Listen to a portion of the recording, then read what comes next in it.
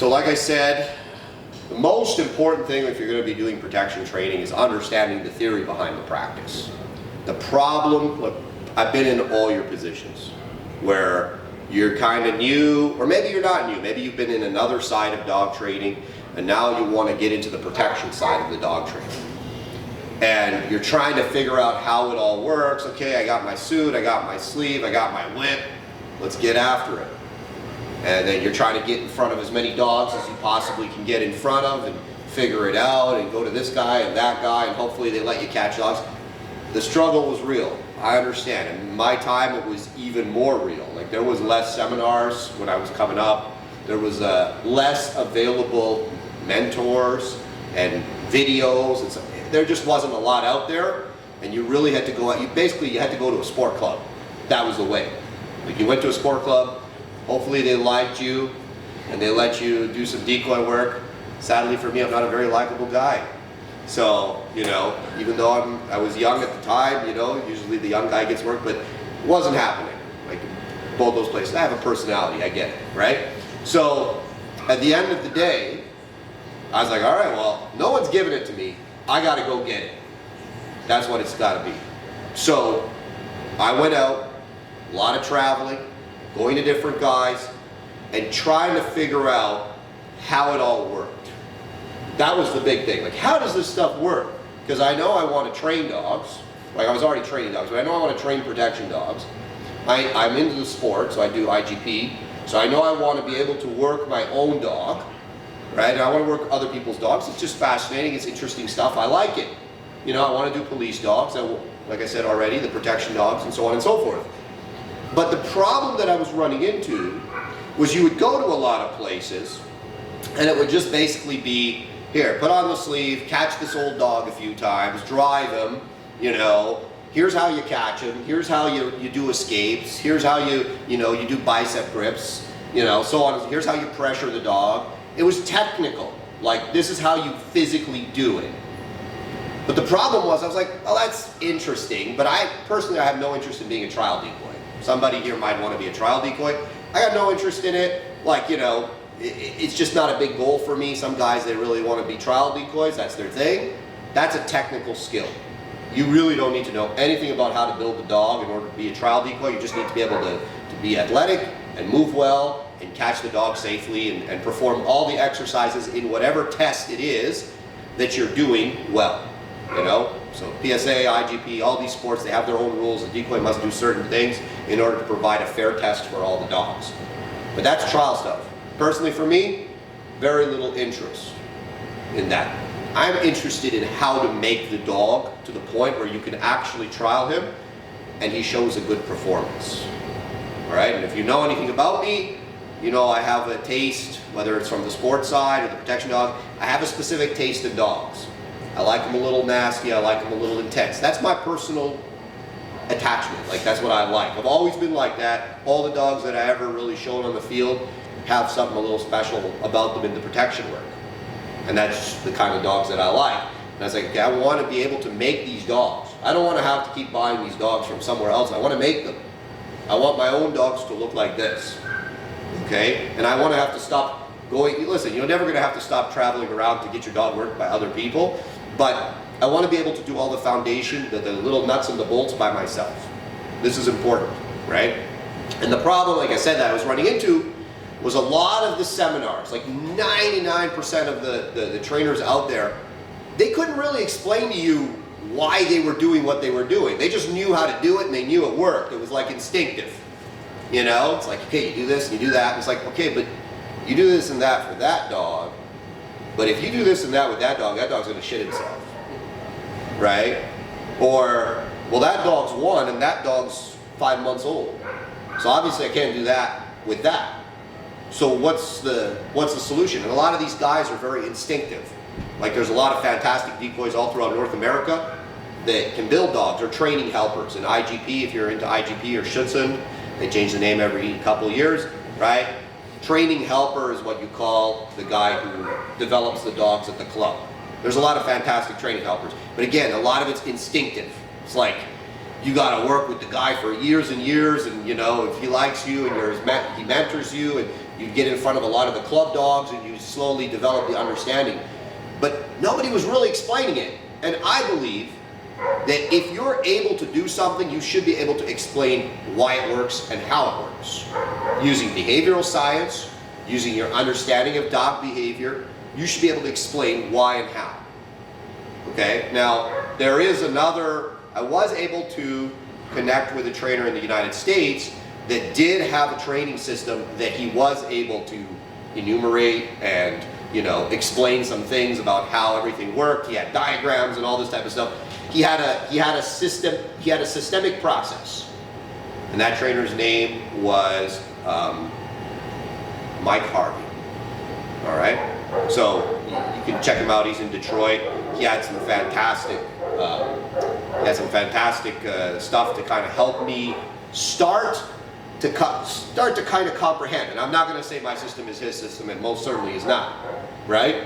But it gave me like a foothold mentally. Okay, this makes sense. Now we're on to something, right? And that's my goal here today, is to give you guys that theoretical grounding where you understand what you need to do. Maybe you need to work on your technical skills to be able to do it. Maybe you need to get in front of a lot of dogs to be able to recognize it, but you know what you need to do and you know where you need to go, instead of being like, well, I guess I'm just going to take the sleeve and we'll see what happens.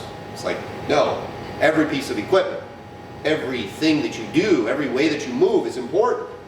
Now, I'm not saying there's only one road to Rome. There's many roads. But we have to be able to look at the dog and make optimal selections in the approach that we're going to take from a protection standpoint, and also in the equipment that we're going to use to help the dog and develop the dog to the maximum level of his capability. Okay, so this is where understanding why and how it all works becomes so important. Okay, so you guys, I'm sure some of you have watched my videos. Okay, you've seen this. You've seen me talk about protection theory and stuff. I'm not going to get into the same level of depth that I got into on my initial prey pyramid video or on my initial defensive aggression video. Those videos are on YouTube. They're there for all time. Feel free to watch it at your leisure and absorb it. We're not here for that. I'm going to just quickly recap it. And then we're going to talk about how to actually use it. It's one thing to talk about it. How do you use it? What does it look like? What does the prey pyramid look like in an actual dog? Right? And then how do we help that dog get to active aggression, which is partially scratched out? All right? How do we get there? So that's what this is going to be about. So I always, of course, you want to start at the base. You want to start at the very beginning. Okay? Nerves. All right? This is the underpinning of everything that a dog is capable of. Okay? Very discounted, I find. A lot of people, oh yeah, he's a puppy, don't worry, he grows out of it, blah, blah, blah. It's like, you're going to get a lot of nervy dogs, and you're going to run into a lot of nervy dogs. And you need to be able to recognize the nerves, because that is the foundation. If your dog has crappy nerves but really good drive, can you do something? Yeah. Is it going to be very much? No. Because those nerves underpin everything. So even if you're going through the prey pyramid and something surprises him or something scares him, a loud bang or something, the whole thing comes collapsing down and he's shitting himself. Right? Because you have a nerve issue. Now people say, well, what can I do for the nerves of the dog? Well, not much, to be honest with you.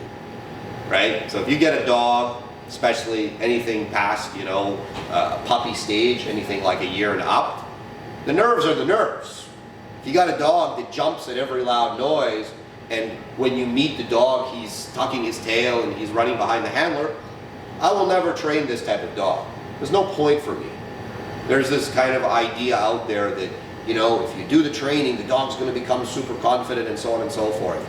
And yeah, okay, so let's say I get a really nervy dog, I bring him in this room every day and I do protection, he has some drive, so we're able to make something. Great. Now do it out on the field. Oh, it all falls apart. Do it in that room over there. It all falls apart. New decoy. It all falls apart. Right? So it's like, What do you want to invest your time into? For me, my time is precious. I only have so much time in the day, and personally for me, I don't enjoy working with dogs that clearly don't want to be there, right? So if you got a really nervy dog, usually they don't particularly want to be there in the first place. They're like, I'm terrified, keep me safe, okay? So now I'm going to go and put pressure on him and make him do things he doesn't want to do. I think for protection, the dog should really want to do it. All right, so I don't like making dogs do things that they don't want to do in terms of protection training. Obedience, another thing altogether. Protection, that's something the dog should love to do. Okay, so nerves is the big thing. Now there's two types of nerves. There's environmental nerve, okay, so like noises, surfaces, sounds, all this type of stuff, right? Environmental nerves, for me, are the most important nerve. Because if he's scared in different environments, then we've got a big problem, right? Now you'll see that there's some dogs, they have environmental issues, but they can get used to a spot. So if you got a sport dog, fine, right? He's going to be on the field for the whole thing. So even if he's got a floor or stair issue, no problem. He's on the field, he's not going to see a floor or stair, he's going to get used to the field. Maybe he'll be sketchy in the beginning, but after a while he's going to be used to the grass field, the blinds, the jumps, everything. You can take him no problem, and you can develop the dog for that specific purpose. You will see those nerves crop up though. Some trials, it's a little bit of a different place. You go to some fields, a different place, so for that dog you're really going to need to get him out and expose him. Now environmental nerves, if you see them young, can you expose them away? Can you expose a dog to a lot of environments and try to like reduce his sensitivity? Yes, you can. You can. And for some dogs, they respond well to it. But for a lot of dogs, they don't. Right? You'll see a lot of dogs, yeah, you get him used to this set of stairs, but now, oh no, it's a new set of stairs. And now he's falling apart all over again. Right? So they're very specific. So I mean, look, you see a lot of dogs, if you're in a sport club, on the home field, they're really good. You take them off the home field, they fall apart. If your only goal is club level sport with your dog, fine, no problem. Okay? Now there's the other nerves, social nerves. Okay? Social nerves is how the dog interacts with strange people and strange dogs, pretty much. How do they react to the presence of strangers? And you'll see a lot of young dogs, the hackles go up and the woo woo woo woo woo and all that type of stuff. Okay? And that's social nerves. So maybe they're environmentally very solid, but you know, they're very suspicious, scared, anxious about new people, new dogs in the environment. Now for me, these are not as bad as environmentals, because I find a lot of dogs that carry what we would call a fair bit of aggression or defensive aggression have social nerves, especially when they're young. So you see some dogs like really become like 2 or 3 years old, really aggressive dog, right? Probably when he was young, he was sketchy socially. That's what you see a lot, is that trend of dogs at 8 months old, a year old, just looking at new people like, who the hell are you? I don't trust you, and you might be a threat to me. And that's where a lot of the defensive aggression comes from, is the dog's perception that you actually could hurt me. And that suspicion, they're like a paranoid person, you know? That's what it's like. If you ever met a paranoid person, oh, that guy's following me, oh, that person's talking about me. Paranoid, almost schizophrenic, right? Now when it's really bad, it's really bad. And like, if you move too quick, the dog's gonna, again, shit himself and run off the field. And it's not a good scenario. But a lot of them, it's not so bad, and you can work with it, and you can actually bring the dog out through that. That's the type of nerve that I can usually turn into good forward aggression and build the confidence of the dog. Because the problem is he has this feeling, he feels the way he feels about other people, okay, or strange people. I can take that feeling, and the current way he's coping with it is, whoa, whoa, whoa, I don't know what to do. I feel this way, but I don't know how to respond, right? Now on their own, if you leave them to it, a lot of the time they come to aggression on their own over time, and that's where you get the dogs that are leash aggressive and so on and so forth. But you can manufacture it, right, and develop the dog and build the dog into the point where he understands, obviously, not with everybody, but on command, in specific scenarios, use that feeling that you have to generate power into the work, right? So for me, social nerves, not as big a deal as environmental nerves, but again, everything is on a gradient. You got stuff that's really bad, and you got stuff that's not bad at all, you know, or kind of in between. So you got to judge the dog in front of you. For those of you that are handlers, or sorry, trainers, where people are coming to you and saying, hey, I would like you to train my dog, I always look at the person and I say, okay, well, your dog is sketchy, it's scared, you don't particularly know what you're doing. Am I going to train this dog to do protection work? Am I going to bring out his aggressive side? Right now he's kind of being sketchy and a little bit nervous about the interactions. Do I really want to turn his coping mechanism into something maybe a little bit more proactive? Not with you, I don't. What's your goal? Oh, I just want him to be more confident. No, I'm not going to do it. Right? Now, if it's somebody, they're a serious person, they want to do sport, they want to do protection, whatever, and the dog has the potential and he still exhibits some of those traits, no problem, we can work with him. So be careful. Be careful who you work with, and don't do something past their capability to handle, because safety comes first. So nerves underpins everything. All right, now, defense and social aggression, okay? So defense, I'm going to rewrite that because it's getting a little tired. Defense is basically the perception that the dog has that somebody represents a threat to them, okay? To their physical well-being. I see that person's a threat. Like, that person could hurt me. What am I going to do about it? Right? And then that's where you get the reaction. And defense has a very bad reputation in protection dog training circles. Everyone's like, oh, that's bad. There's no good grips in defense. The dog is afraid in defense, and so on and so forth. And it can be bad if you don't address it. So different dogs exhibit different genetic traits. Just like nerves, defensive aggression and social aggression and prey and all that, it's all in the dog to various degrees. And part of your job as a protection training, person, or somebody that's training protection dogs or sport dogs or police dogs or whatever, is to identify in the dog what his specific level of natural defense, social aggression, prey, nerves, so on and so forth are. That's a big part. Because if you can identify that and you can see that, you know what you need to do in order to help the dog be better. Okay? So, for me, like I said, defense is the perception of a threat and how the dog reacts to the threat. Most dogs show bluff and avoidance behaviors. Whoa, whoa, whoa, whoa, whoa. But they're kind of backing up as they're barking. You can tell they're insecure about it. They don't know how to deal with that funny feeling that they have, and they've probably never been shown how to deal with it. Again, as the dog matures, a lot of the time on their own, as their confidence improves and they develop some learned experience, often on their own that turns into aggression. But in many cases, if you don't help the dog, it doesn't, and it's always a detriment to the dog.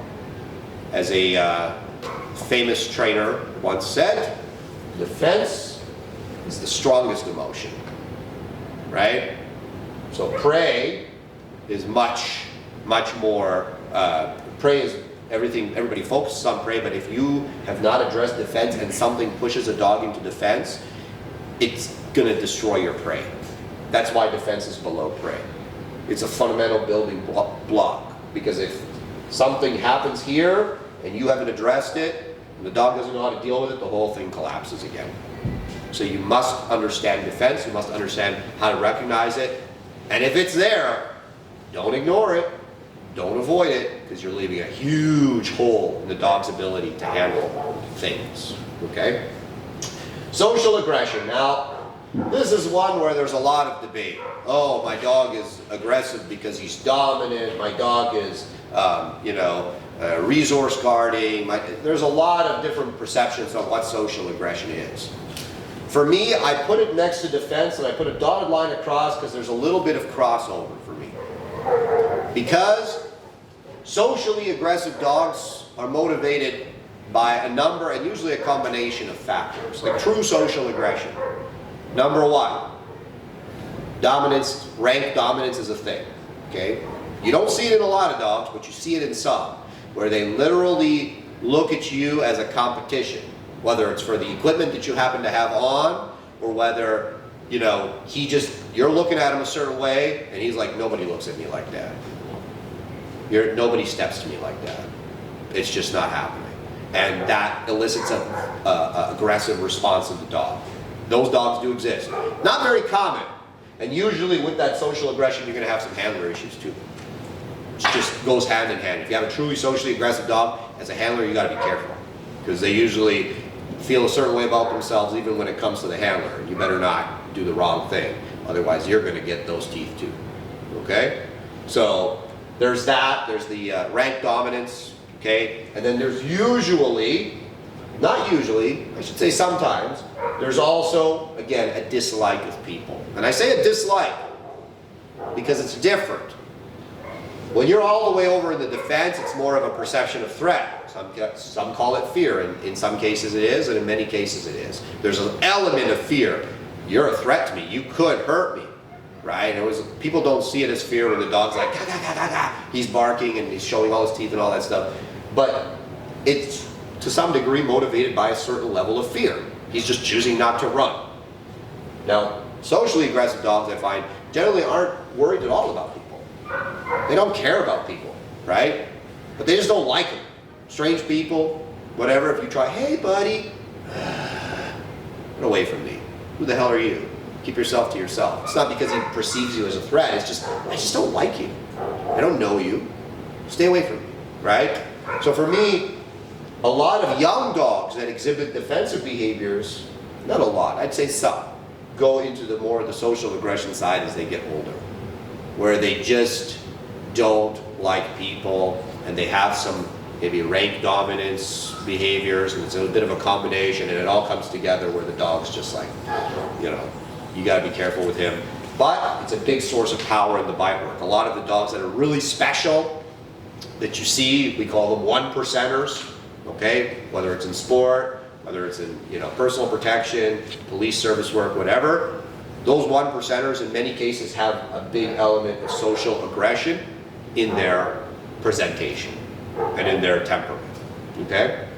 So, now we're going up into the prey pyramid, and there's a reason I put a line here, is because now we're going up into the familiar territory of prey. Okay, this is where the biting happens. This is where the magic happens, so to speak. All right?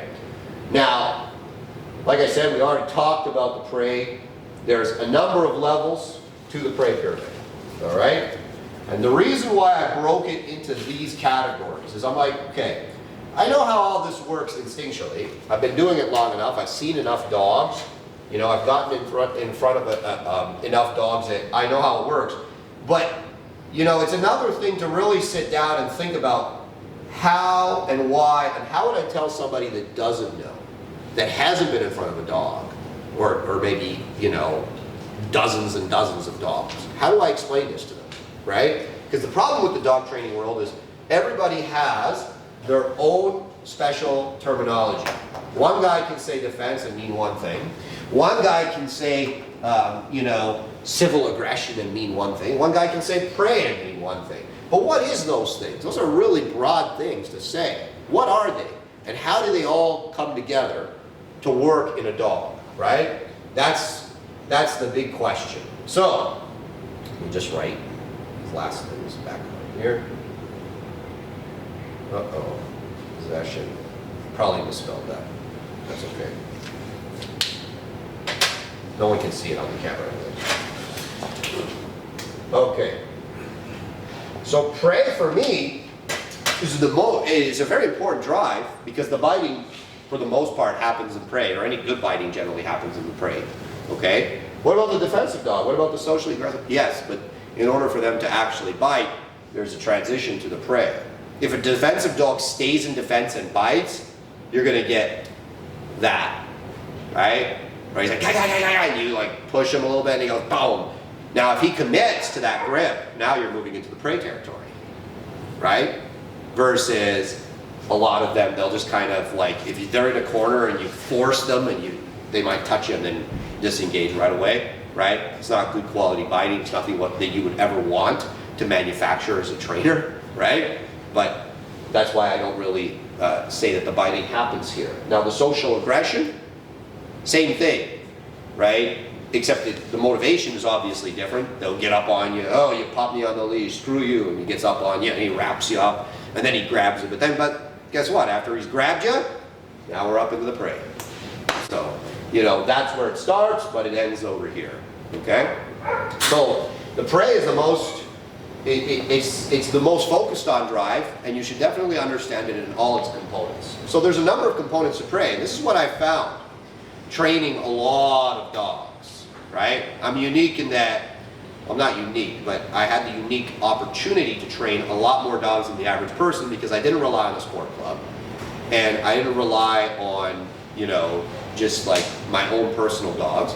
I've owned a lot of dogs because I buy and sell a ton of them, and I have been buying and selling a ton of them. So I see a lot of different presentations from those dogs that I've owned over the years. It's not like I own one dog and he lives to 12, and no, that's not how I operate, right? I've gone through a ton of dogs, so it gives you the opportunity to see a lot of different types, right? And of course, there's the sales side where you're buying the dog, training the dog, selling the dog, buying the dog, doing some basic development, selling the dog as a green dog, so on and so forth. So you see a lot. And then you get, of course, from the business side, tons of clients with different types of dogs, different breeds of dogs, and you see the presentation. And then finally, the one that really put the cherry on the cake for me was the breeding. You breed the dogs, you raise the dogs, and you train the dogs from puppy onwards, and you would see specific traits in the dogs. And you would see traits that would cross, that would be unique to a litter. And I would say, okay, they have good prey, they're showing good prey, but they're weak, maybe in a specific area. They have really good, everything's great up until the grip, right? I'm like, but that's prey. So what would I say? I wouldn't say that the prey is bad because the dog is super, aroused, the dog wants it, he's fast, but once he gets there, he doesn't really commit, right? He grabs, he's a little chewy, whatever, maybe he pops off and grabs somewhere else. Okay, there's a lot of aspects to prey drive. You can't just say prey. If you just say prey, you're doing yourself as a trainer a huge disservice. Because there's dogs that are good in some aspects of prey and not in others. There's dogs that are good in all of them but really good in some, right? And everything kind of works up into that pyramid. So that's why I kind of did it like this. So obviously arousal is number one, okay? Arousal is huge. That's your power, okay? This is your foundation, that's your power.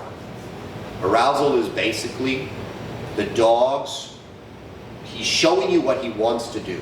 I want to get that guy. I want to get that sleeve. I want to bite the ball. Whatever it is, he's going to show something. He doesn't necessarily have to make noise, because noise doesn't necessarily equate to arousal, or not prey arousal. Right? So the defensive dog, woo, woo, woo, woo, woo, woo. That big, deep kind of woo, woo, woo, woo. There's some defensive arousal there, but you're not in the prey arousal. Right? That woo, woo, woo is not really going to channel itself into a dog that attacks super fast and grab. You're going to have a problem there. Right? So prey arousal is characterized by a dog that's pulling hard on the leash. That's a big one. If your dog's not pulling, he's not in a sufficient level of arousal in order to do anything else. Okay? He doesn't have to make noise, because a lot of prey dogs, a lot of dogs that get preyed out, they're like, they get that really intense stare. They're pulling, they're jumping, but they're not making a lot of noise. Maybe they're going a little high-pitched noise. That's fine. That's still arousal.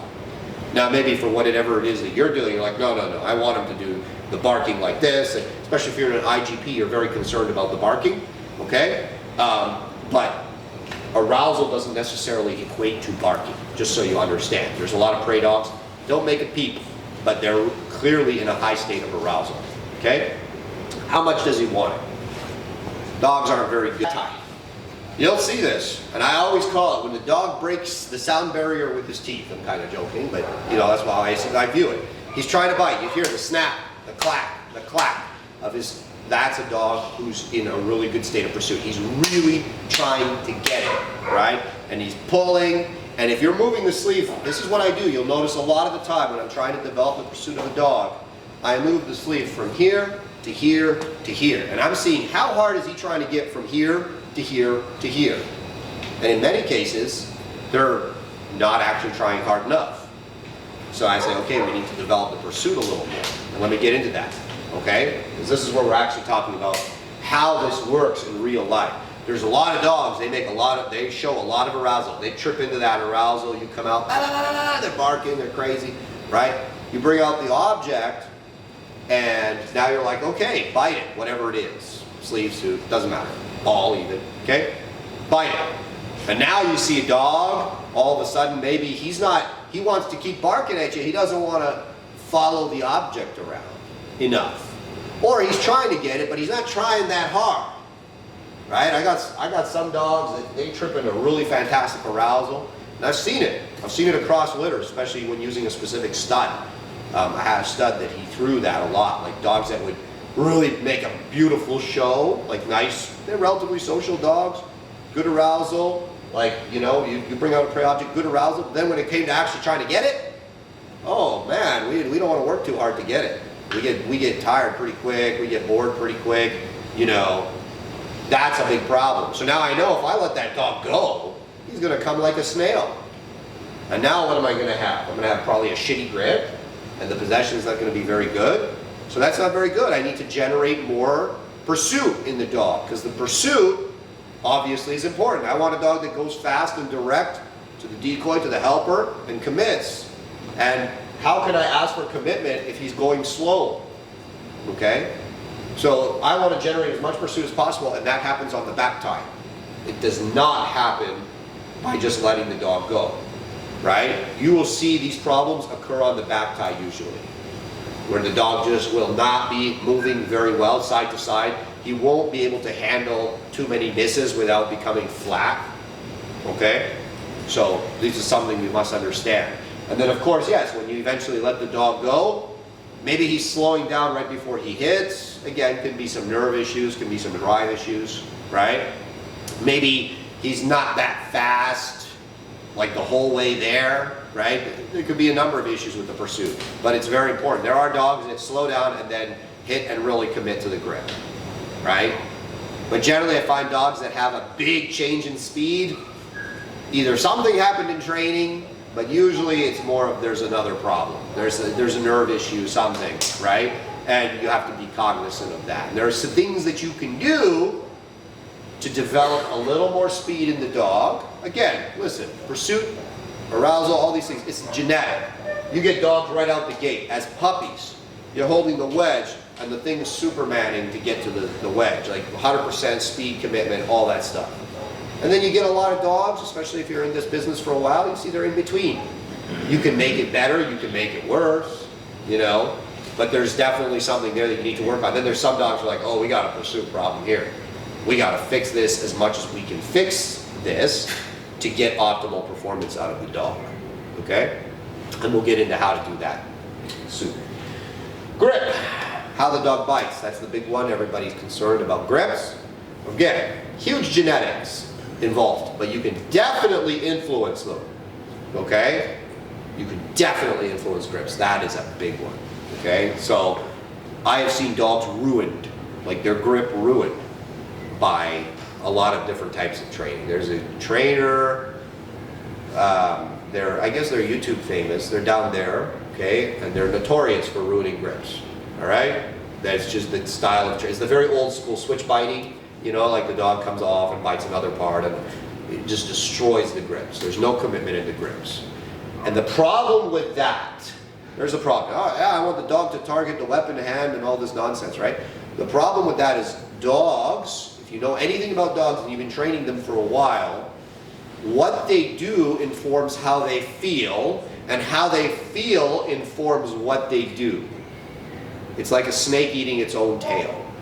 So, coming off the grip can generally, especially if the dog's doing it in response to pressure, because usually how they teach switch biting is with pressure, right? That's like, there's the pressure, come off and grab. So you're teaching him on pressure to disengage. And yes, he's re-engaging, but you'll notice with the switch biters, every progressive grip, the dog becomes weaker and weaker and weaker.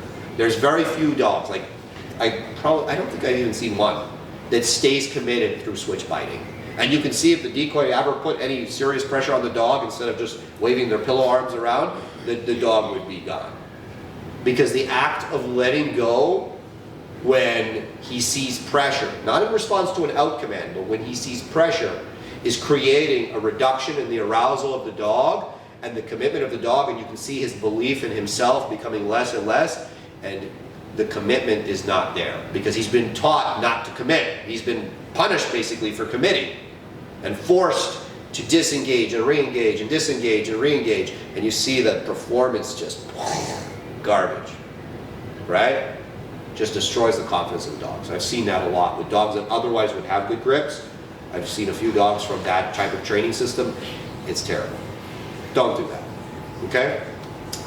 So grips definitely you can influence. There's some dogs, they got a little bit of a chatter in the grip. They can be very good dogs, very strong dogs, but they have maybe a little bit of movement, especially when they're in a high state of arousal. Maybe if they get a little angry, you're going to see some movement in the grip.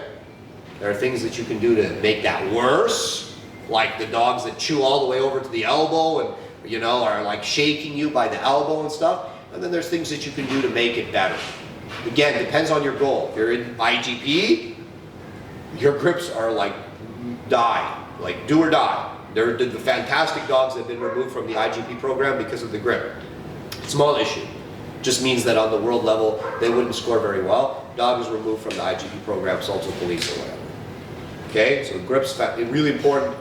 Of course, we're going to go over things that you can do to ensure that you have good grips moving forward, so that you can, you know, obviously optimize the grips. For me, pulling versus pushing. That brings us to pulling versus pushing. Everybody has this. Depends, number one, on your sport. So if you're in a sport that calls for pushing, then you need pushing, regardless. If you're in a sport that calls for pulling, then you need pulling. But for protection dogs, I'm a little bit different. So a lot of people with the protection dogs, and even if you watch a lot of our videos, you see that for the most part, we have dogs that counter in or push, right? But with some dogs, I see that the dog's natural inclination is to be a puller, but he's not doing it out of avoidance. The problem with pulling grips and why it has such a bad rep outside of IGP is because it's perceived as an avoidance behavior. The dog's trying to pull away from the helper or the decoy. And remember what I said about how dogs feel and what they do, right? So if I see a dog that's pulling me, but I can see it's because the dog's a little bit nervous about something, I say, no, you don't get to pull. I can't let you pull. Even though he's pulling me really hard, maybe he's a big guy, he's going to pull me down. I can't let you pull. Because if I let you pull, that feeling is going to become more and more and more, and I'm going to develop, it becomes a self-fulfilling prophecy. Avoidance, fight, avoidance, avoidance, avoidance, avoidance. That's not the mentality I want, right? So I'm going to manufacture a more productive behavior that generates more confidence. Counter in, counter in. For a lot of those dogs, I teach them, you're worried about my pressure. When you feel the pressure, or when you see the pressure, or you sense the pressure, counter in. That's your solution. Don't pull, right? So obviously, for those dogs, when you see that, you're gonna pick an alternate behavior. Now for some dogs, I can see it's just natural. He's confident, he's happy, he's committed. He just wants to pull you down. No problem, pull me down. He wants to shake me. Okay, fine, shake me. What do I care? He's a protection dog. He just needs to be committed. He's a police dog. He just needs to want to get the guy and commit to the guy. What do I care if he wants to pull or shake or whatever it is? As long as he's not coming off the grip, as long as I don't see a lack of commitment or the dog disengaging, great. This is how he wants to fight. He's confident, he's happy, he's strong here. Let's fight like that. Okay? So I'm not like super anal on what the dog is and is not doing in specific circumstances. Are dogs predisposed based off genetic lineage to push versus pull? Yes, yes. So you'll see like specifically like some of the KMPV dogs, even some IGP dogs. Like I get a lot of IGP dogs here from Europe, like from IGP lines, and I've run into some of them. It's just natural. All four paws on the ground and they're just pushing and filling their mouth. That's what they want to do naturally. And I've seen the opposite, where it's like that dog just he's all in, but he likes pulling. He thinks that pulling is how to win, and that's his default reaction. And you can change it both ways, but like I said, sometimes it's best to go where the stream wants to go instead of making a dam and building an alternate stream. And it's a lot of work, and it's like, are we going to make it better in the end for what the dog is and supposed to be doing? Maybe not. But yes, for sure, you'll see some dogs are just natural pushers, natural counters. They like to counter naturally, okay? There's a difference between pushing and countering. I call most dogs counter, right? They just punch in, they punch in. If the decoy wasn't really helping the dog would not be pushing or appear to be pushing. What a lot of decoys do, right? Dog counters in, oh, and they move back.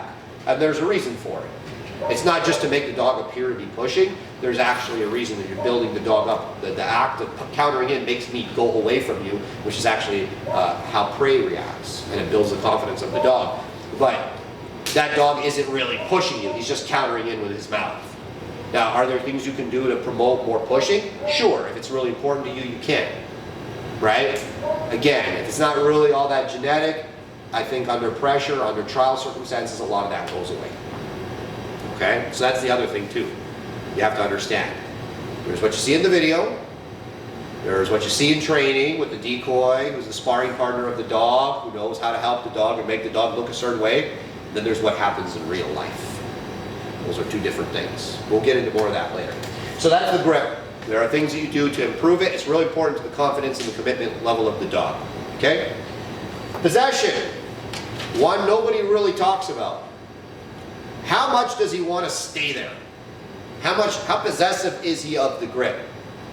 Right? Like, does he just give it up? If you slip, you see it a lot when you slip the sleeve. If I slip the sleeve, does he just spit the sleeve and like either come back at me or just stand there? Right? I watch for that. I see how much does he really want to possess that sleeve. We're talking about prey possession. Okay? So a lot of you, oh yeah, you should spit the sleeve and come back at you. Not unless you've trained it. If I haven't trained a dog to do that and he does that, I'm like, oh, we got a possession issue. Which means we're probably going to have a staying issue on the grip. Possession and grip are together. It's part of the commitment, right? It's part of the overall commitment, because that's what we want. Active aggression, commitment, all that stuff. It's all together, right? I want a dog that wants to be there with all his heart and all his soul. And if I see a dog that spits the sleeve right away, unless it was specifically trained, unless he was trained to do that, or told to do that, on his own choosing to spit the sleeve, I say, okay, we have a possession issue, and we need to work on this. We need to manufacture more possession. It's going to bleed into the grip, and the overall commitment and presentation of the dog in the work is going to be way better. All right, so that's a big thing, is the possession. People don't really talk about it because they think it's all over once you've slipped the sleeve or the suit or whatever. It's actually really important. Okay? Just hang up on these people. All right, so that's a quick overview, and believe me, that was quick. Let's talk now about how to put all this into practice. All right? How do we make this all work? Now, I basically defined defensive social aggression as reactive behavior. The dog is reacting to something, okay? Now, I put the prey pyramid on the proactive side of the line. The problem becomes people are like, well, prey is a reactive behavior. Their dog is reactive to prey stimuli. Yes, but the presentation is generally proactive. The dog becomes proactive very quickly if he goes into prey stimulation, right? That's the whole thing, and that's where we want the dog. And on his own, eventually, we want the dog to be able to go through all of this on his own without a lot of help from you as the decoy. That's the goal. I shouldn't have to tell him, hey, it's protection time. I shouldn't have to tell him, hey, it's time to bark. I shouldn't have to tell him, hey, it's time to bite. Right? There's this idea that these dogs are like a blender. You just turn them on and you turn them off. Yeah, to some degree. But in the beginning, especially when we're laying the foundation, I don't care. And this is the other thing. I do sport dogs. I don't do police dogs or protection dogs. It's all the same. Yeah, there's a portion of people that do sport that really completely just train it all like a game of tug. But I don't think anyone that's really serious in any sport wants it to be a game of tug. Yeah, there's some positive only trainers in Europe, and the dog learns everything like for a tug and a ball and stuff, and the dog literally just sees the sleeve as a big tug, and that's how he acts. But nobody sees that and says, ooh, that's nice, I want my dog to look like that, right? So there's this kind of myth out there, especially with IGP, because you see it a lot in IGP because it's the most commonly practiced sport, that all those dogs are just having fun and they're not real dogs and whatever else. Believe me, you go to top level IGP, most of those dogs are real as a heart attack because the grind and the pressure that's put on them in the training is so intense, right? And those guys that do it are guys that really appreciate a monster of a dog. So those are, and then when you can take that monster and say, okay, now you're in my frame. Now you're going to do what I tell you. You're going to do it. You're going to look good doing it. Everything's going to be very nice and under control. Every action is going to be perfect and precise. Now that's something impressive, right? So there's this idea that, you know, if you train protection as, you know, you should train like protection based on what specific discipline you're doing. So if I'm a police officer, I'm starting it like this. It's like, no, you're not. You're really all starting it the same way. There might be some slight changes, but really it's the same way. You want active aggression, you want commitment. Whatever you're doing. I can't think of anybody that doesn't, okay? If you're serious. So the beginning is always the same, all right? Now, the way that you're going to manufacture the grips and the commands and all this type of stuff, that will be where things maybe change. That will be where, I need more control. I need less control. Depends on your outcome, depends on where you're going, what you're planning on doing. That's where things become important, okay? So, if you want, let's talk quickly about commands, okay? So, commands. All right. Let's talk about commands. If you want your dog to go on command, you want your dog to respond to a verbal cue and go into behavior, okay? You want him to go through all of this on a verbal cue, all right? Well, guess what you're going to do before you add the command? This is the big mistake a lot of people make. If you're a new dog trainer, maybe you don't know this. People think about the command before they think about the behavior. Behavior comes before the command. You must make sure the dog is familiar with the behavior and is proficient and happy and confident in the behavior before you add a word to that behavior. Let me explain to you quickly something why. Let's say you have a dog who is a little bit worried about doing protection training in the beginning. They're a little bit nervous, a little bit defensive. And every time you take them on the field, you go, watch, watch, and the bad guy comes out and we go through all of it. And that's his first experience. Well, guess now what his response to watch, watch is going to be. It's going to be, oh shit. That's going to be his response. Instead of, you know, bam, let's get after it. Because his initial exposure to the cue is in the context of stress. Don't do that. Okay? First make sure he's comfortable. He loves it, he wants to do it. Then start putting a cue on it. Then start saying, okay, now there's rules. You can't go before the cue. He tries to go. Because in the beginning, here's the fundamental rule. The more rules you make, the more you're inhibiting the arousal of the dog. And the more you inhibit the arousal of the dog, the less power you have. Unless you do things properly. So if right off the hop, you're taking your dog out and you're saying, okay, now you must sit, now you must down, now you must heel, and now you're allowed to go and bite the guy or bark at the guy, you're going to have some problems. You're going to have a very low dog, right? Like a dog that's not bringing the power he could have brought. Instead of just focusing specifically, let me just focus, let me build him, let me make him as good as he can be, and then we'll add rules and commands and so on and so forth, right? Dogs react to stimuli. That's the other thing.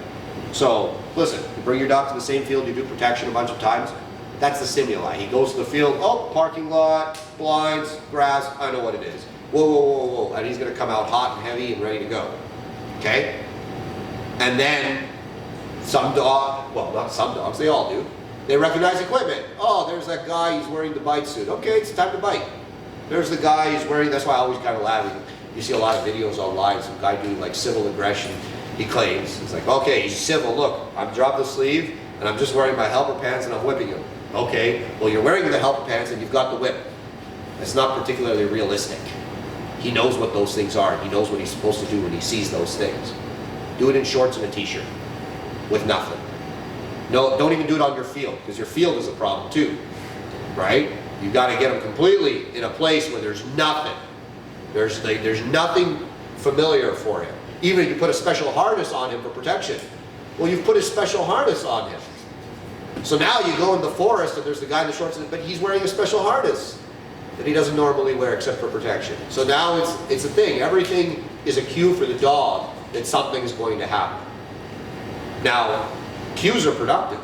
Don't get me wrong, I'm not hating on cues. For a lot of dogs, you want cues.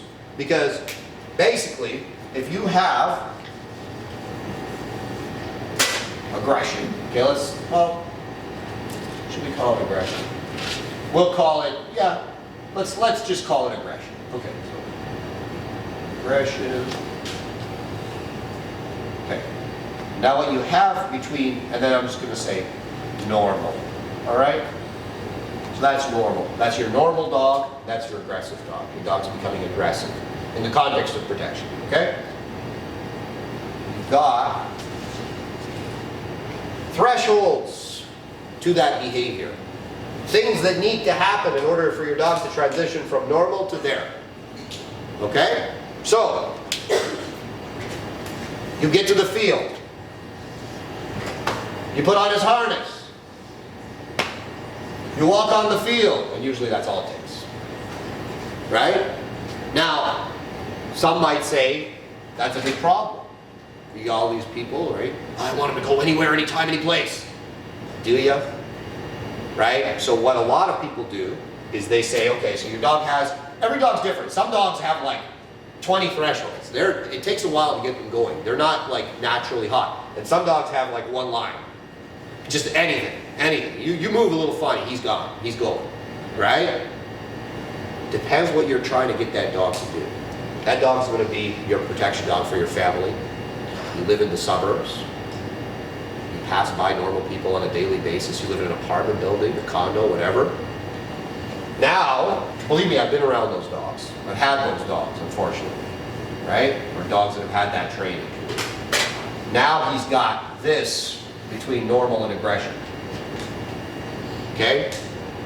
That guy moved funny. Kill him. Right? That guy looked at me funny. And it's not from fear, necessarily. There's a lot of dogs, I've seen this happen. And this is a big danger. I've seen this happen with dogs that really like bite work. So dogs that, like, really high grade, good nerves, strong, confident dogs. Like, fantastic dogs. And somebody has systemically gone through and removed all the thresholds to the dog getting from 0 to 100. And that dog becomes very dangerous. Because he loves it. That's the thing you have to understand. Oh, he's only going to go when I want him. No. He loves it. You ever take a dog that really likes bite work around a guy wearing a sleeve? You know how hard that is? He's screaming, he's pulling, he's trying to get the guy. Oh, I think I saw a sleeve over there. Whoa, he's freaking out. Right? You want that every day, all the time? No, most people don't. That's a big problem. Whether it's in your sport dog, your police dog, your protection dog, that's a huge liability. The more the dog loves bite work, be careful about how many thresholds you remove and how much you do. Right? So of course, some dogs, you got to do a lot of stuff because you know, hey, he's not ready. I got to get him ready. I got to do a lot of things with him to make him deployable. I call it deployable. Whether it's a protection dog, police dog, he's not ready to do anything for real yet. So I got to make him deployable. He's a little bit very slow to react to new situations. He's very dependent on these thresholds to be removed in order for him to become active. But you see dogs that really love it. They really love this bite work, whatever. They love it. That's their crack. Okay? You take that dog now, you say, okay, forget the sleeve, forget the suit. It's that guy right there. Look at that guy moving in. It's in this room. It's in this elevator. It's here. It's there. Now you got a dog, he's always looking for bite work. He always is. No, it's not just on a command. What kind of nonsense is it? Oh, he'll only go on command. Really? He wants it so bad, but he's such a good boy. He's just going to wait for your command all the time. You ever take a dog around squirrels that like squirrels? He waits for your command always. No, he knows, yeah, Daddy's gonna kick my ass if I get the squirrels, but I really want to, and I don't think he's looking right. I'm just gonna go. As always happens, especially if the squirrels are really close and moving around funny. Of course, if he doesn't want the squirrels that much, then it's not a problem. You say, hey, don't chase the squirrels. It's like, all right, fine, whatever. Okay, no problem. Bite work's the same way. If you make bite work everywhere for certain kinds of dogs, you're gonna be in for one hell of a ride, and you better be careful, because he will nail anybody, right? Because he loves it. I've run into it. I've done it earlier myself, sometimes by accident. Too much muzzle work, too much civil work, too much scenarios. Now the dog's too hot. He's looking for it everywhere. Now I gotta spend time like, hey man, you just gotta, and the dog has fantastic obedience. Like he's got really good obedience, but the problem is, he just loves that more than anything else. So we got a problem. You be careful how many thresholds you remove, right? Depends on the dog though. You gotta, for some dogs, it's like, that's what it is. And you're like, okay, I gotta get rid of some of this stuff. I gotta make this dog more deployable. That dog's not deployable. There's too much stuff there between him and the behavior that I need, okay? So, I gotta do a lot of scenarios with that dog. I gotta do a lot of civil work with that dog. There's a lot of dogs that don't generalize very well, right? They can be good dogs. Most of the dogs that you work, if you're lucky, are gonna be good dogs. They're not gonna be excellent, but they'll be good, okay? Perception is big with those dogs. I get a lot of dogs in from Europe, IGP dogs. Their whole life, they only bit the sleeve. Good dogs, great grips, pretty confident, good drive. The problem is, dog's only ever bit a sleeve for whatever, he's 18 months old. 18 months of his life, only ever bit a sleeve. Well, now I'm calling out the suit. A lot of those dogs are like, but I don't bite that, I can only bite this, right? And you kind of work them into it, you show them, and then they're like, I can bite anywhere? I can bite your leg? I didn't even, it's like a whole world's opened up now. But he didn't know he could, and he wouldn't do it on his own, right? Especially the older the dog, the more set in their ways they become. It's like, I've only ever bit the forearm sleevey thing. Now you're saying, okay, bite my right arm, there's a hidden sleeve, or bite my leg. It's like, what the hell? So for me, even as a sport dog, I don't limit a dog's world. My sport dog is doing bicep grips. My sport dog is doing tricep grips. My sport dog, my IGP sport dog, is doing a lot of civil work. He's doing everything so he can be fully well-rounded and have a complete confidence in himself, right? So I believe even if you're training for a very specific thing, you should round the dog out as much as possible. But you gotta be careful, because if you've got a dog that's really hot, that really likes it, and he's gonna be a family protection dog, be careful. Limit how much you do. You know it's probably there anyways, because it doesn't take him much to get there, and organically it's probably gonna happen if something ever goes down anyways, right? So that's something to be aware of, is the threshold between just your dog being normal and your dog going into active aggression and biting somebody. So are you kind of saying like the amount of scenarios you do is going to make them... Scenarios can remove some of it, okay? But it's more than the scenarios. It's other things like what are you putting on the dog? So like if he only ever does bite work with a special harness, well, that's going to be a pretty big thing.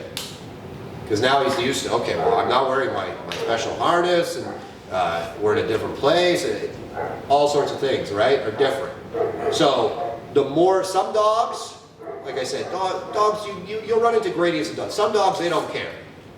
He just loves it so much, he doesn't even know what the hell he's wearing. He's just so into it, right? And he isn't paying attention. He's just so hot, he's so ready to go. You know, you can convince him to do it in the middle of a daycare. He's all good. It won't take much. And there's some dogs that are very specific. Well, I'm not on the field, I'm not wearing my harness, and if you're doing stuff to them cold, like it's the first time, you're like, okay, I've only trained a protection dog on that field. He's a good dog, he has good grips, he's relatively committed, you know, everything's pretty good. Good arousal, all that stuff. Now I'm gonna ask him to do it in the middle. Okay, so you gotta look at the dog, and you gotta say, what does this dog here need? I'll give you an example. I had a dog in here, really nice social dog, happy family dog, like really nice dog, big grips, like fantastic genetic grips on him, you know, relatively fast, good dog. Sold him as a personal protection dog, and I was doing a lot of scenarios with him because things that were surprising to him, he didn't react well to, right? Like he was good, like you put him up in here, you bring him in the box, whatever, he's a monster. You're like, holy crap, this guy's a monster. He does not react well to surprise. Like he's not nervy, like you can take him, walk him around, he's great. But he doesn't react well to surprises. Some guy jumps out of the woods, he's not really expecting bite work, he'll be like, whoa, right? Not a nervy dog, not like maybe like uber confident alpha male type, but good dog. Those surprise scenarios messed with him. You could see the hesitation, all of a sudden everything else was not so good. So that dog needed a ton of scenarios, ton of them. Lots of scenarios, lots of different places, lots of different things. Not always wearing the same hidden sleeve, not always wearing the suit, different stuff to really prepare that dog and make him deployable. Then the owner calls me like a week after. He's like, oh man, he's so good. We took him to the dog park. The neighbor's kid ran up on him last night, surprised us, but he was great. And I'm like, thank God I sold him that dog. You know, that's what people say. Oh, I want a dog, go anywhere, anytime, and then that's their life. It's like, you really? That neighbor kid's gonna get smoked, you know, by the wrong dog. You gotta be careful. A lot of people talk a real good game about what they want, and the reality is they need a lot of this in their life between their dog and their dog actually getting busy. Because something bad's gonna happen if they don't. If that's a thin line, the way that they live their life and what they do, believe me, I have a lot of clients I know. They do some crazy, like you'll tell them, no dog park, no strangers touching him, blah, blah. They don't listen. It just happens. It just happens, oh, but I thought. So if you make one of these guys with the thin line, guess what? You know, this guy is gonna get you in some hot water if you don't be very, very careful. And it's not just training. Training makes it worse, but it's also type. It's recognizing the dog. It's like, oh, he likes it a lot. He's all about that. I gotta be real careful. I'm actually gonna manufacture, I'm gonna make sure he never does protection unless these specific thresholds are met. He wears a special collar. We only do it on the field and stuff like that. And I'm just gonna hope, you know, that he doesn't go outside of that, because he's only ever done it in that context. So me not exposing him to a ton of different stuff in terms of scenarios is actually probably better for him and his life and what he's going to be doing, right? It's going to make him safer because he's already looking for it. Let's not give him a reason. All right, so you have to be aware of what the dog is, where he's going, what he's doing. Okay, so this is my little thing on that. Now, if you want your dog to go on command, that's the big one, right? How do I get my dog to go on command? All right, well, what you're gonna do, basically, like I said, you're gonna make sure he's familiar with the behavior. And then, what you're going to do is you're going to precede the thing that he loves with the command. So if he likes this, now you're gonna do that. And you're gonna do that in every context.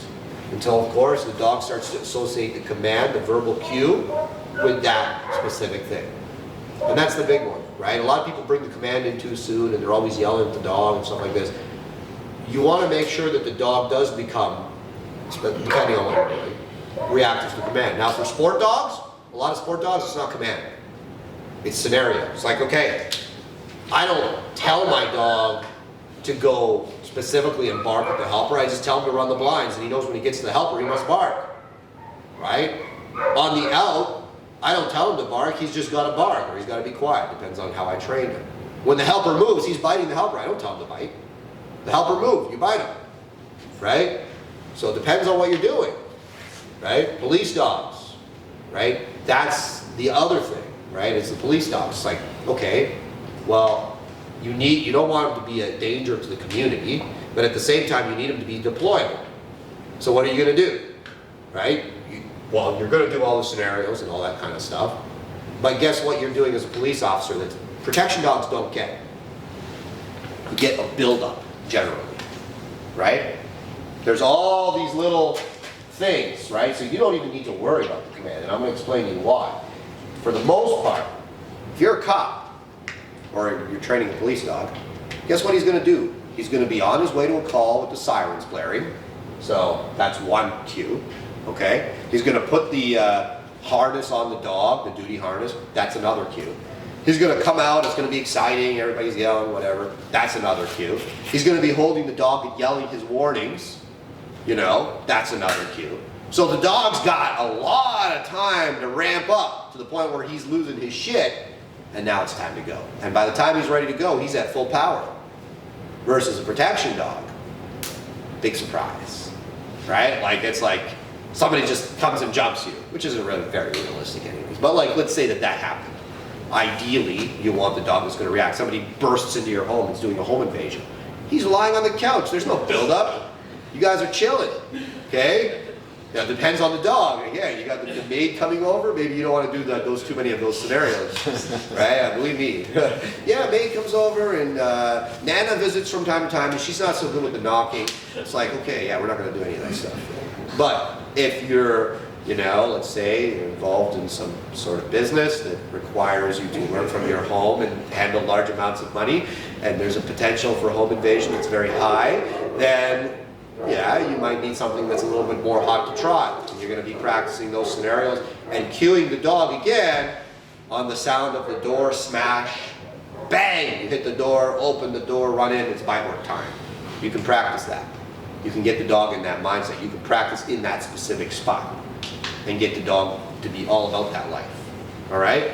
But usually, where a dog is most vulnerable is when they're surprised. Just like us. Think about it. Think about all the times something like really crazy's happened and you've been surprised by it. There was that moment. Listen, you watch some people are just, they get busy right away. I tend to freeze. Like I'm just like, I freeze. I don't really react one way or the other. Some people run, right? Dogs are no different. Most of them run, or most of them hesitate when they get scared or something. Like it's like just really, if it's a surprise and it's fast, there's that hesitation, right? So you need to put that dog in that training scenario multiple times where he's surprised. You have to think about, how do I surprise this guy? Because I already did that. He knows what's coming. It's not a surprise anymore. You got to come up with inventive ways to surprise. So I'll give you a scenario. Never did this with a dog before, right? I said, let me surprise these dogs. So there's a little alleyway back there with the trees on either side. Decoy hidden on one side, wearing the bite suit that the dog's never bit before, ironically, okay? He's wearing a thing over his head so the dogs don't recognize him. It breaks up his outline, because dogs see outlines, right? And when the dog's about 20 feet into the alley, the decoy jumps out, just like that. Dog has no clue, because we've done obedience before. We didn't put on a special shit and walk him in there. We did some obedience, he's relaxed, he's not thinking about protection. This isn't protection, I don't do protection back here. And just out of the blue, bam, there's the guy. What do you do? Right? And of course, the guy, listen, there's ways to do it, right? So the decoy jumps out and waits, and then the dog goes into his, okay, now we're going through the whole dance, and now the dog becomes familiar with what to do, versus the decoy pops out and just attacks. That's a whole different thing. So there's ways to gradually expose dogs to surprise in a way that won't break the dog. You go all out right away, you're going to probably break the dog unless you got something special, right?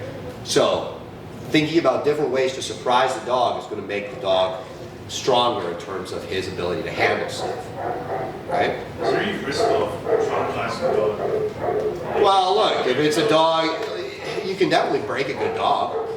For sure, like you surprise him a few times and his response to the surprise is to get run because the decoy's stupid and doesn't know what he's doing and runs the dog. Well, of course, now you're creating a big problem. He's run a couple times. As a decoy, your job is to make sure the dog never runs. That's really the primary thing. And if he's running, you're in a whole heap of shit. You got to fix it before you end the session. If I got a dog starts running in the middle of the session, I got to do some drastic stuff to make sure he doesn't end the session on running.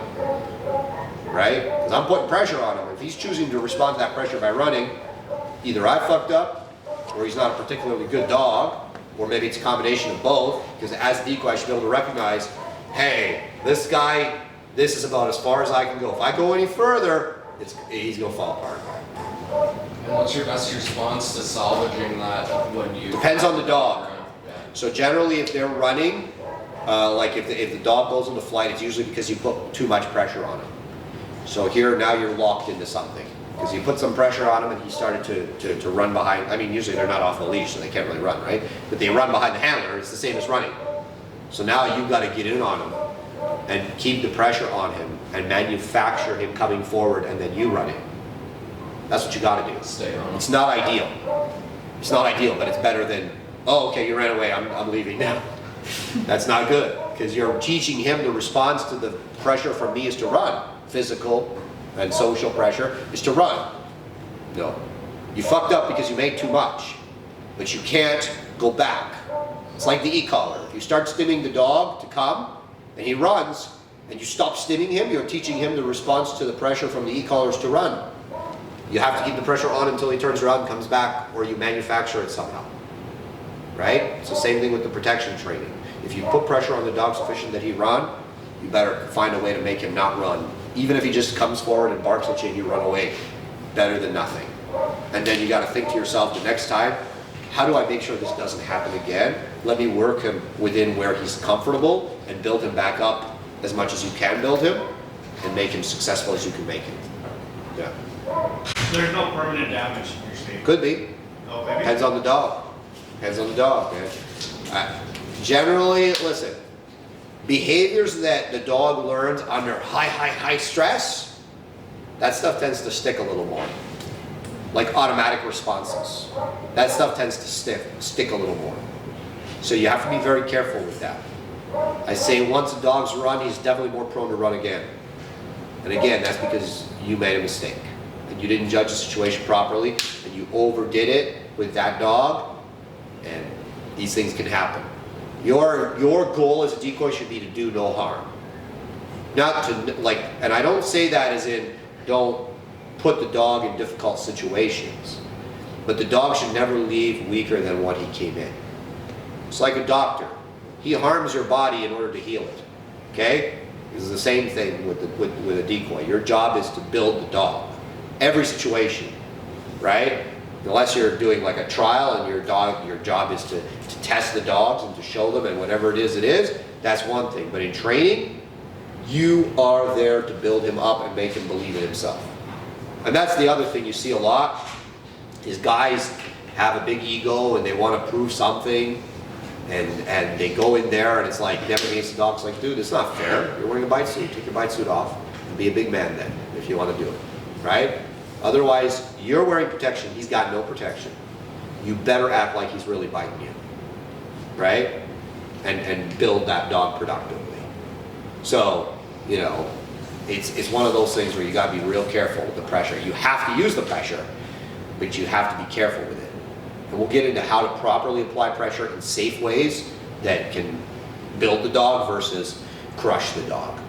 Because usually what happens with pressure is people break, they go too fast.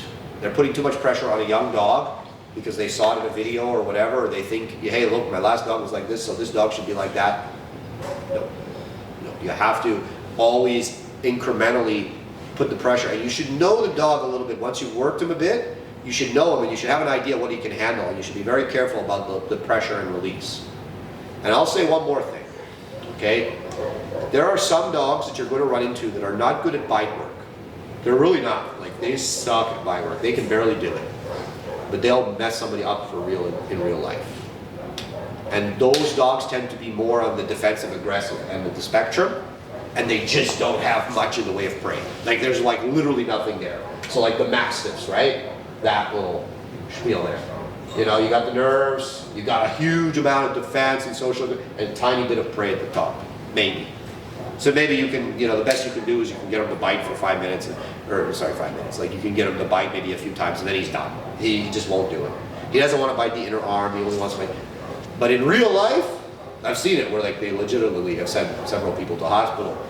Doesn't do much in bite work, but can do that because it's a different scenario. Dogs aren't stupid. They know bite work, right? They know it. They know it's like, okay, yeah, he's wearing the sleeve and all this stuff. It's not real versus, you know, real life. Now it's a different thing. The person's running, they're scared, they're screaming, there's blood, there's adrenaline, the smells, everything's different. They know. And believe me, once they do it once, usually they kind of like to do it again and again. So keep that in mind. All right? So there are definitely dogs where I say to the person, your dog, because everybody kind of views bite work, or sorry, protection training as what they see on YouTube, which is always with Malinois, Dutchies, German Shepherds. The dog's biting for 20 minutes and he's doing all this crazy stuff and they're putting them up on the wall and stuff like that. And that's great.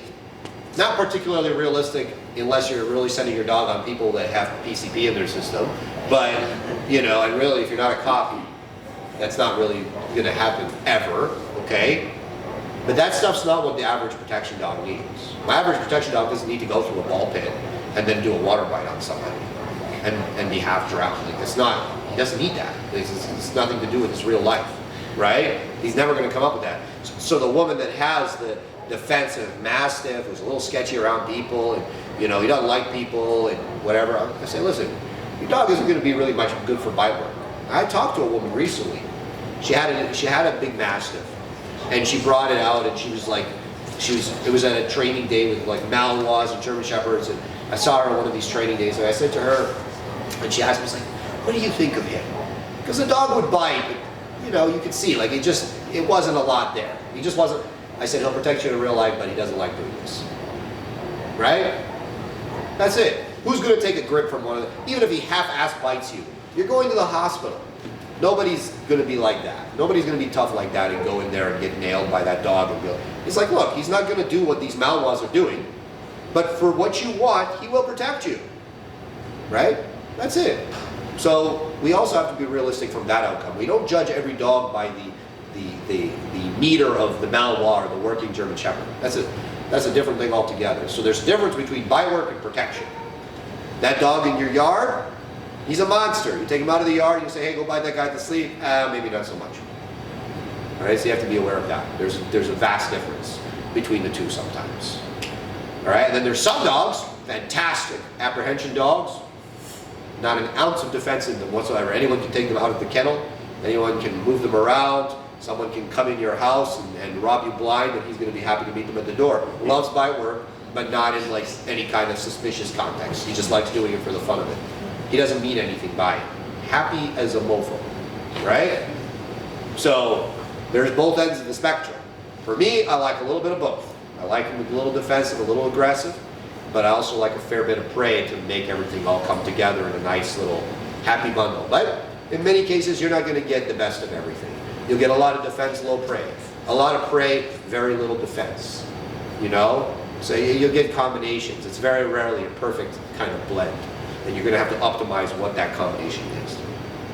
Okay?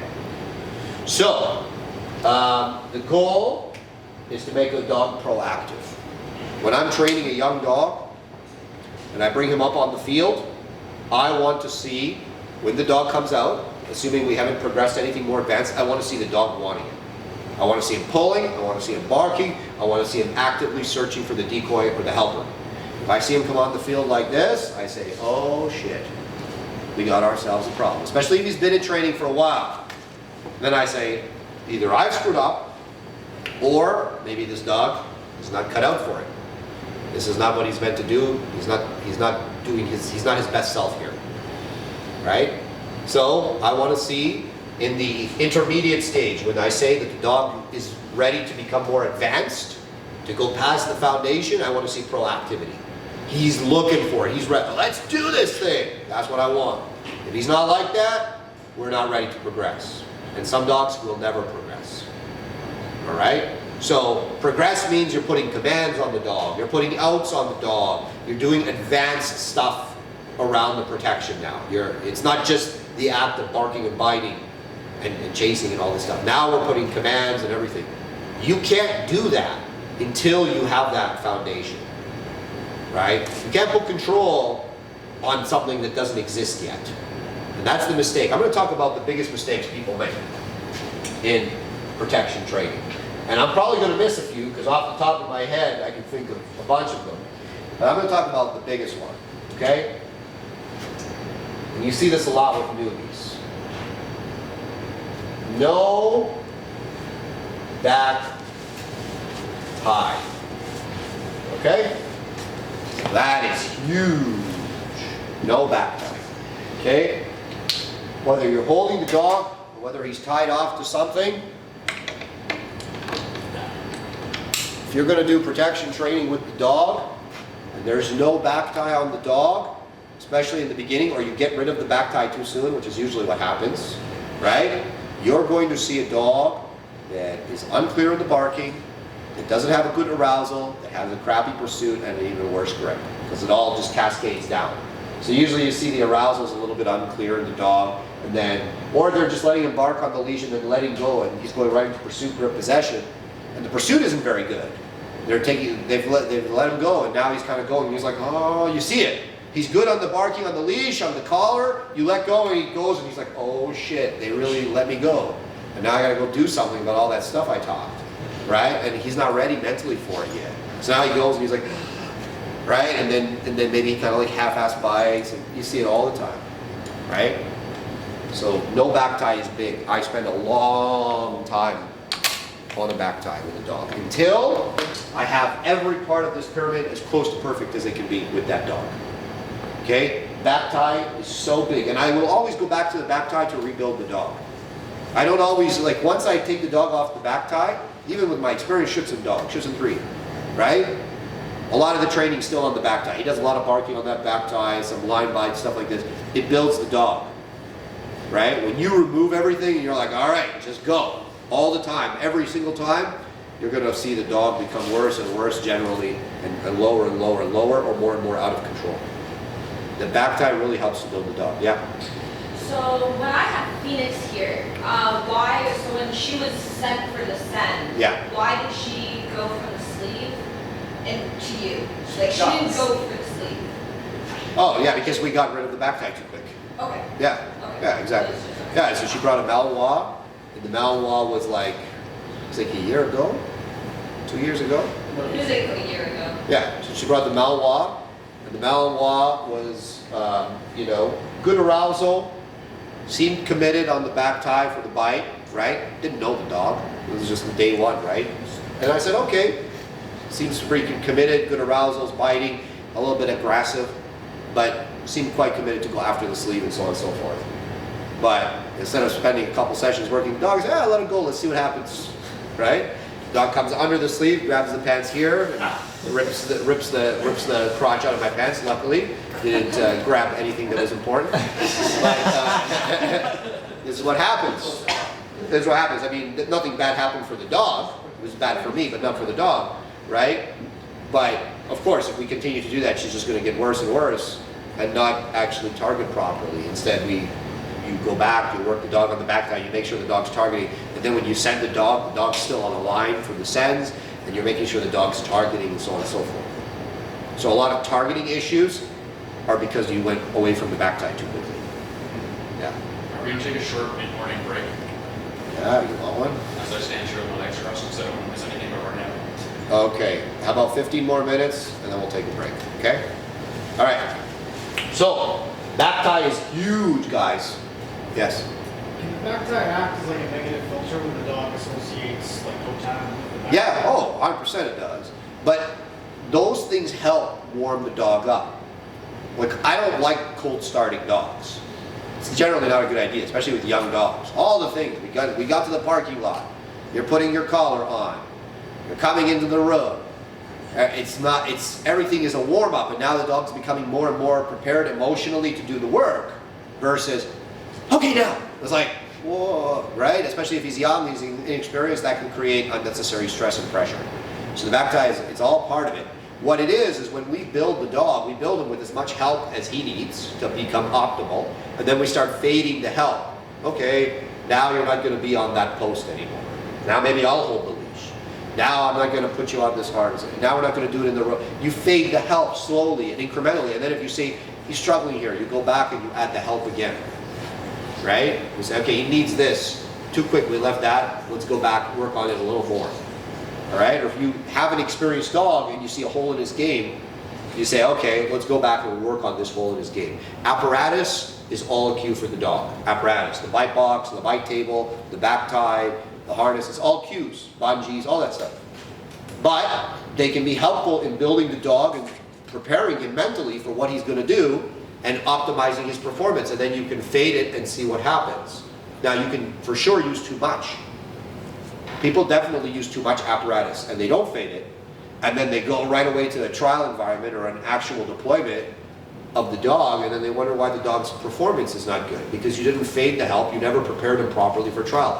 When I was really new to trialing, this would happen to me. I would keep the dog too much in a training mindset. Everything would be training with help and the obedience and the protection. And then you go to the trial, now there's no help all of a sudden, and we're both in the deep end, and stuff kind of hits the fan, and you see a much less optimal performance from the dog and from the handler. So help is something that we fade incrementally, right? And then you bring it back too. It's not like, okay, it's like a fighter, you're training a fighter. Okay, it's time to fight, and now you're gonna fight every day, and we're never gonna go back and train and work on fundamentals. Hell no. There's dogs, if you're training a dog, you're always gonna go back and work on fundamentals. They all have a weakness somewhere. They all have something that they could work on, or even if they're really good at something, it doesn't hurt to work on it in a more easy context to even make them even better at it, right? So help is important, and the back tie is the ultimate help, because now this is where arousal is generated, right?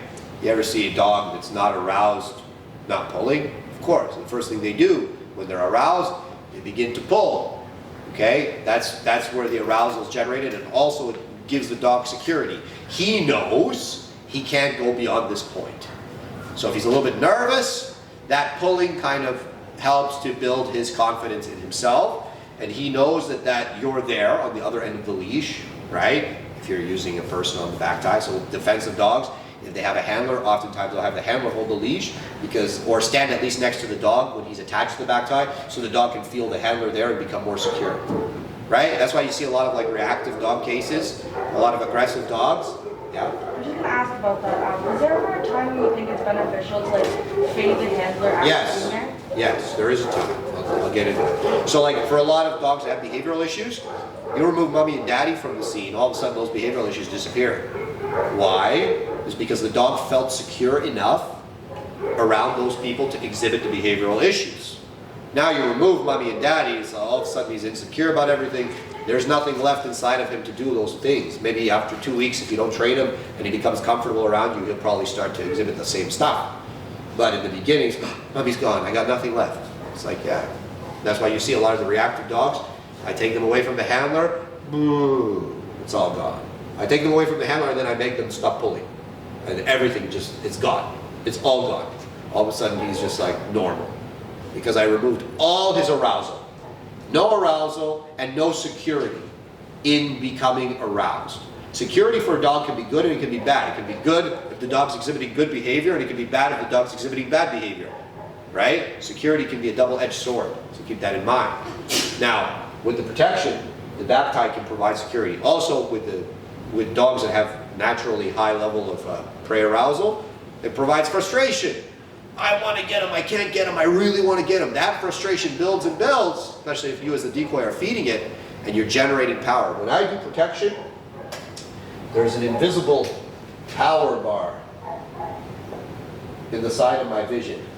And every dog is somewhere in that power bar. And before I go to the bite, I want to be as high as I can get on the power.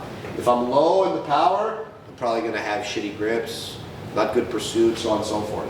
If I'm medium, I'm probably going to have medium. If I'm really high, usually the performance moving upwards is optimal. If the arousal is low, whoa, whoa, whoa, he's not pulling, he's kind of like a little bit off and on. If he's not really giving it his all, I say, okay, we're going to have a bit of a problem. Like if the bark, you can hear the barking, the dogs that are around, versus, you know, it's like, you can hear it in the barking, you can see it in the actions of the dog. Is he pulling consistently, like trying to get you, tearing the ground up with his paws? Or is he just kind of pulling and then coming off and then pulling and coming off, right? You want consistent arousal before you progress the dog. And if there's no consistent arousal there, because for some dogs they don't have it. I think they're all like this. Okay. Okay. So as I was saying, outs too early. All right? Outs before you have all this together. You're already outing your dog. And there's a lot of new handlers And you trainers, they're overly concerned. Oh my God, he's so dangerous. I gotta get him to let go. It's like, no, first you gotta make him proficient at the behavior before you ever worry about letting go. All right? Else, and I'm gonna include in this obedience. Because for me, obedience is just another, out is just another obedience command. It's the biggest one, but it's still a big part of it. If you're doing too much obedience in the context of the bite work, so you're actually in the protection work and you're trying to do obedience before the dog is ready, right? Obedience and outs can make or break.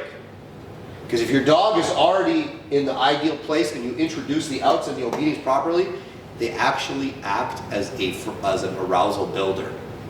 The dog builds instead of becomes less, right? So if you use your obedience properly, you teach him obedience for bites, out for bite, you out to bite again.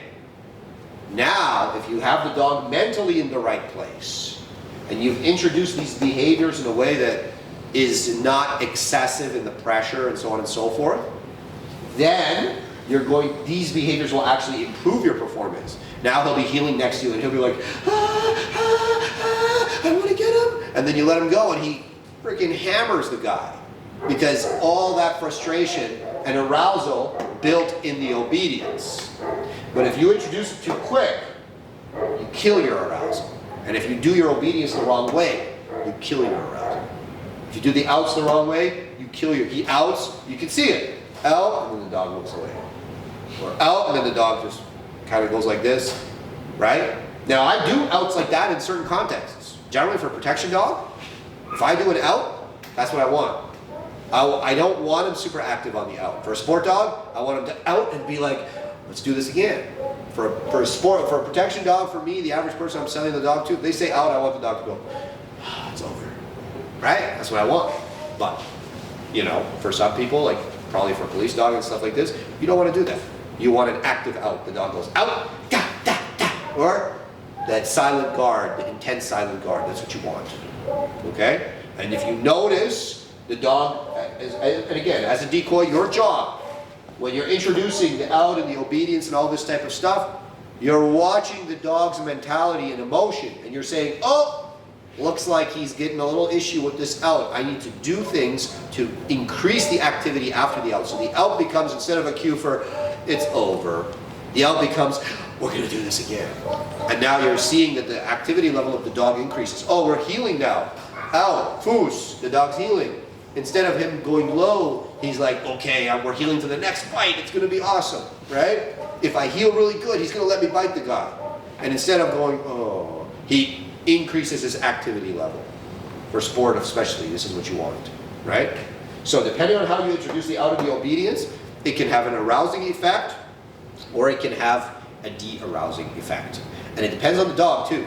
Some dogs, they're just so about it, it doesn't matter. Even if your out and your obedience was all pressure and you didn't do anything to make the dog active, they're just going to naturally become more and more active. And this is where a lot of dogs bite the handler.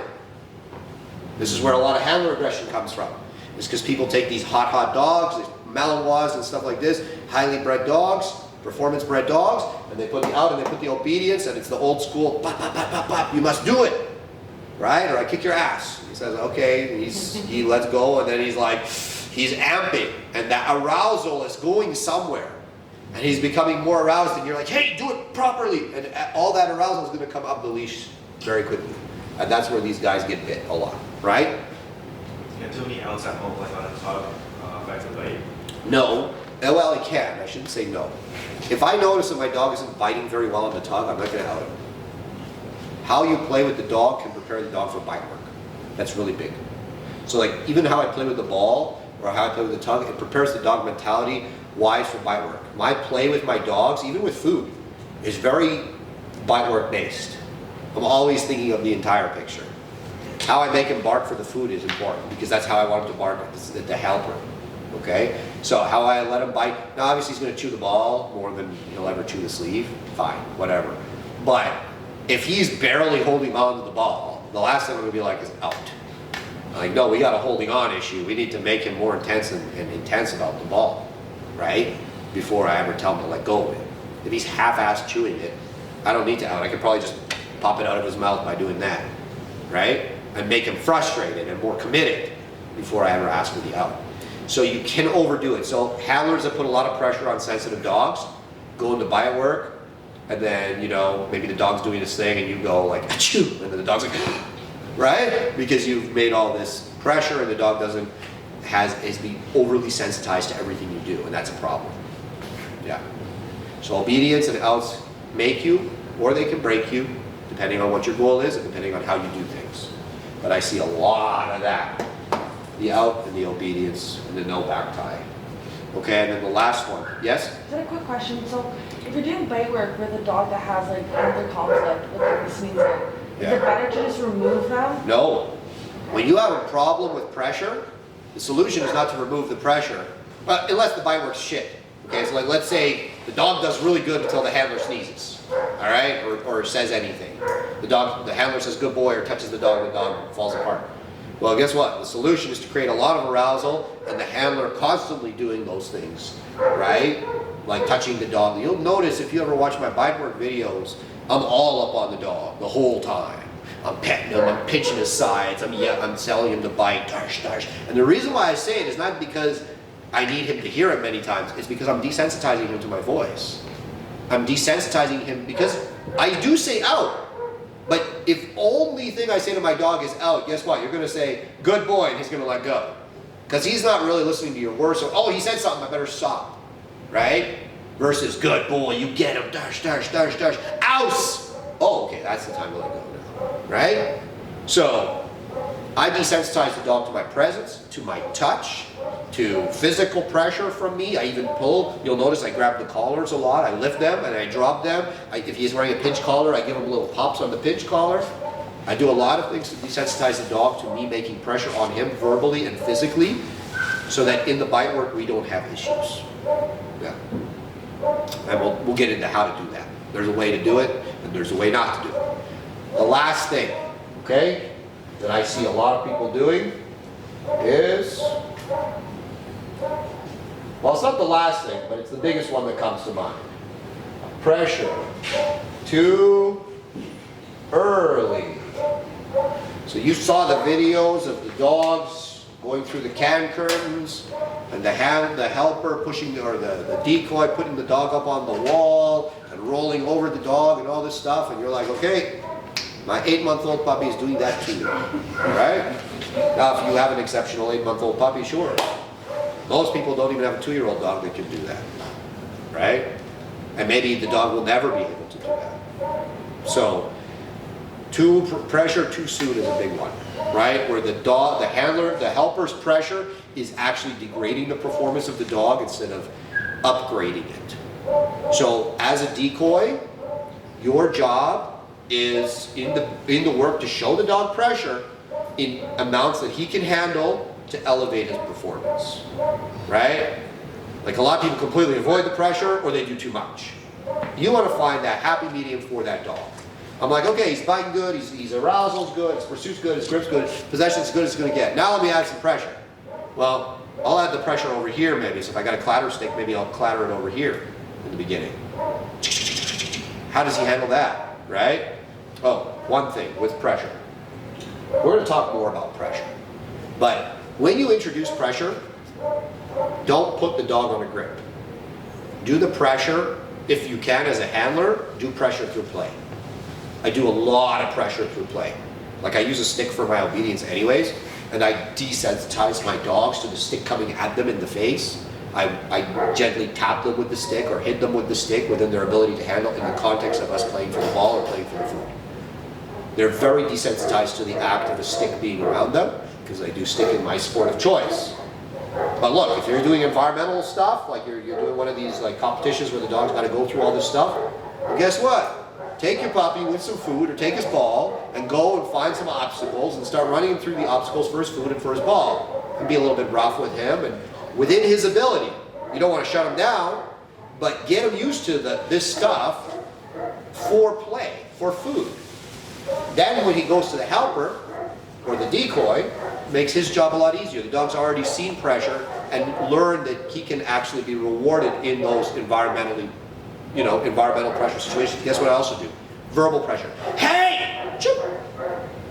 A lot of verbal pressure on my dog. So now when the helper goes, hey, or woo, or something, the dog's not like, the dog's like, okay, yeah, I know, I'm used to it. It's not a big deal for me. So a lot of the plan, the obedience, and the work that I do with my dogs away from the helper prepares them for the helper, right? That's a big one. But don't go pressure too early. Even if the client or the handler says, okay, I want him to do this, this, and this. Sorry, he's not going to be able to do that. Not yet, or maybe not ever. Depends on the dog. Your job, remember, do no harm. Right? So if you see that the dog is going to really be messed up if you do this thing, then don't do it. Believe me, I've run into some dogs, they will not bite on the inner arm. There's too much nerves, they just cannot bite on the inner arm. Like, it's just too difficult for them, it's too close to your center of mass. Handler wants the dog to bite on the inner arm, and you know, it's like you try and it's like, okay, yeah, it's not coming. He's more comfortable to bite on the forearm, let's leave him there. He doesn't have the nerve to bite on the inner arm. Even that's pressure. Your face, looking at the dog, is pressure. Everything from you is pressure. And you have to be cognizant of that and do it accordingly. Don't overdo it.